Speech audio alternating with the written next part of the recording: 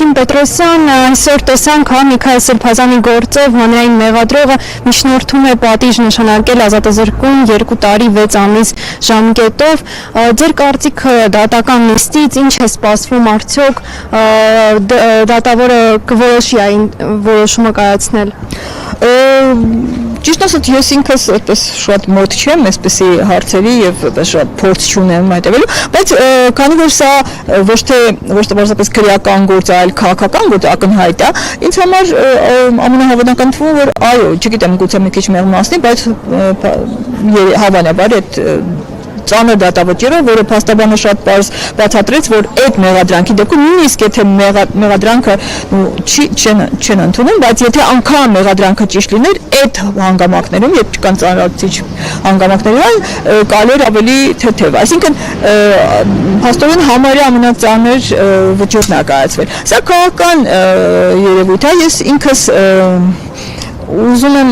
ասել, թե ինչ կարելի է ուրեմն ինչ պիտի անենք, հա, սրանից հետո, քանի որ վարչապետը գիտեք շուտով եկեղեցու դեմ այդպես հարձակում են նախապատրաստում, ինքը ուրիշ տեղի ասում, չէ, ինչ ասում, չգիտեմ, բայց հաստատի հարձակում են նախապատրաստում։ Մենք պետք է այս ամեն ինչը, այս կուտակված ուրեմն անարդարությունը մենք պիտի կարողանանք ձևը գտնել եւ ասենք քրիստոնյայի համար ցավը բան չի, էլի թույլատնող բան չի, հա, ինչքան անարդարությունը շատանում է, դու կարող ես ավելի վճռական դառնալ։ Մենք պետք է ձևը գտնենք, որ կարողանանք սրան դիմադրել, հա, ինչքան որ եւ գիտեք ինչ մեր շուրջը Պաստորեն մարդիկ ամենածանր է ինձ համար, ես ճիշտ ասած առաջին անգամ էի ցավոք չի կարողանում անցած անգամներ, նստած էի դահլիճում, շուրջս մարդիկ էին դիմացս, մարդիկ են ասում նայում դատավորին այդ մեղադրող մարդ են, չէ, բայց ո՞նց է լինում, որ դա հնարավոր է լինում։ Մենք թույլ ենք տվել, որ սա հնարավոր դառնա, այսինքն որ մարդի որ կինը, որը մարդ է, ամեն դեպքում չամաչի չգիտեմ, չէ՞ որ ամաչում է։ Մենք պիտի փոխենք մեր հանրության, դա շատ դժվար է։ Նիկոլ Փաշինյանը հասել է նրան, որ ինքը փաստորեն, նայեք ես վերջերս մենք մեր ակումբի հավաքն այնտեղ մի տեքստ կարդացի, մարդիկ ասում են մեր ժողովուրդը փոխվել է, չէ՞ լսած կլինեք։ Իմ կարծիքով չէ, ժողովուրդը չի փոխվել, ուղղակի ասենք 88-ին այն ժողովուրդը, որը ելավ պայքարի եւ իր կյանքը վտանգեց հետո երբ պետք եղավ, այդ նույն ժողովուրդն է ուղղակի այսօր մի հատ ուրիշ հատված է առաջ մղվել։ Նիկոլ Փաշինյանը իր հմուտ եւ կարծում եմ դրսից էլ ինքը լավ խորհրդատուներ ունի։ Ինքը մի հատ քարոզչություն է անում, շատ զզվելի,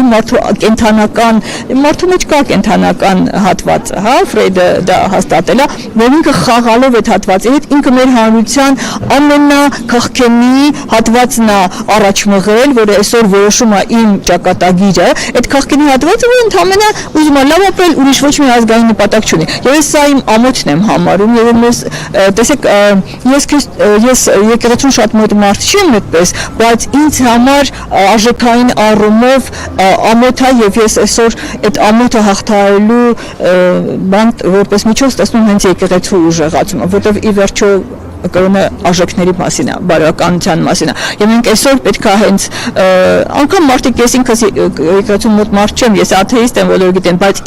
ես աթեիստ եմ, բայց ես վաղուց եմ հասկացել, ես քրիստոնյա եմ արժեքային համակարգով, հա, եւ մենք պիտի այդ մեր հաղթահարենք այս մեր ամոթալի վիճակը, գտնենք այդ մարդկանց, որոնց համար արժեքները կարևոր բան են եւ այս վիճակից դուրս գանք եւ այն ժամանակ